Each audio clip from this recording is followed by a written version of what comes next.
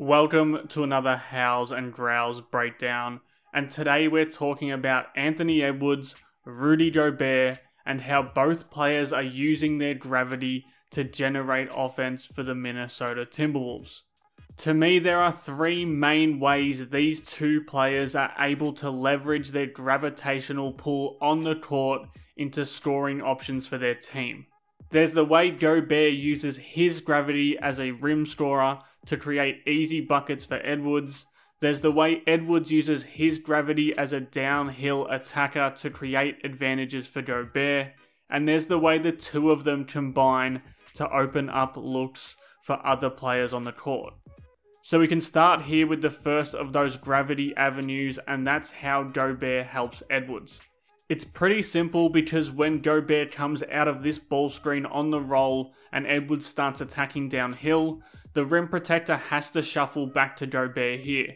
And even if it's just a step or two like it is on this possession, it's enough hesitancy that Gobert is going to get a lob dunk or a putback, and that allows Edwards to get easier looks at the rim. With a player like Edwards, teams want to protect the rim, so they want this big defender to step into this spot in here, but they're also wary of Gobert slipping in behind here, and that split second of hedging between the two options is enough to give Edwards that sliver of space that he needs to get to the rim and do his thing. And that gravity Gobert provides causes panic and therefore mistakes from defenders. You see Edwards is off the ball and the Wolves are getting into their green flip action. And when Gobert rolls, it draws Booker in to help here.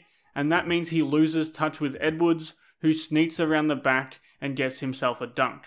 So in general, offense is all about creating advantages, and while Gobert isn't the guy you want soaking up offensive usage, you see on all of these clips here that defenders are really reticent to leave him open, even when Edwards is steamrolling to the rim, because he's such a weapon around the rim as a play finisher or someone who can punish big men on the glass when they overcommit. What we've really seen improve this season though for Edwards is the inverse. The way Edwards uses his gravity to pry open those looks around the rim for Gobert. That's something that I think Edwards had to learn throughout the turbulence of last season, and we're really seeing the benefits of it lately. You see here Cleveland bring the trap with two on the ball in the pick and roll, and when Gobert can roll into space with two smalls in the low man positions, Ant has to be able to hit Gobert in the pocket like he does here, so that he can go and finish. That's how you punish the defense for leaning into Edwards' scoring gravity. For Edwards, it's all about making the read. They're trapping the ball screen again, and Gobert's rolling again. Both defenders are splitting on the shooters, and that's when he can float that pass over to Gobert. And when teams aren't sending two players at Edwards, that's when he can puncture the paint and force Gobert's man to make a decision. Landale is backtracking here, but when Edwards gets to a certain point, he has to step up, and then Gobert is open on the backside for that lob pass. Now I still think that Edwards has growth in this area to come, but we're starting to see him register when the defense is dictating that he uses his gravity to get Gobert points, and when they're allowing him to get his own points through Gobert's gravity. Both options are highly effective, but for Edwards it's about making the right decision as often as possible, and as he gets more and more pick and roll reps alongside Gobert, you can see that decision making starting to spike.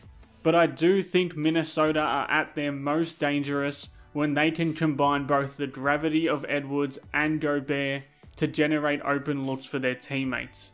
If there's one area that Edwards has improved on the most this season, I think it's here. You see when Edwards bullets downhill here, his scoring threat draws Allen off the screen and Niang all the way over as the low man, while Gobert's roll gravity draws LeVert over as a helper as well. So with just these two players in the action, we can stop it here, and all five of Cleveland's players are bunched up to stop them, and that's going to leave the weak side corner here, and Naz Reid is a knockdown corner shooter. So you see how with gravity like Edwards and Gobert possess, Minnesota don't need to reinvent the wheel offensively. Again, they run this little down screen handoff action to get Edwards going downhill here, and look at what the gravity does. It's 2 on the ball right away on Edwards, Clay has to drop off Morris to tag Gobert, and now Curry has a decision and he's racing out to the slot, and that opens up the skip pass to the corner for McDaniels, who's now wide open for 3. Because Edwards' gravity forces 2 on the ball, and Gobert's scoring gravity as a roll man forces the defense to collapse, you find those open weak side shooters.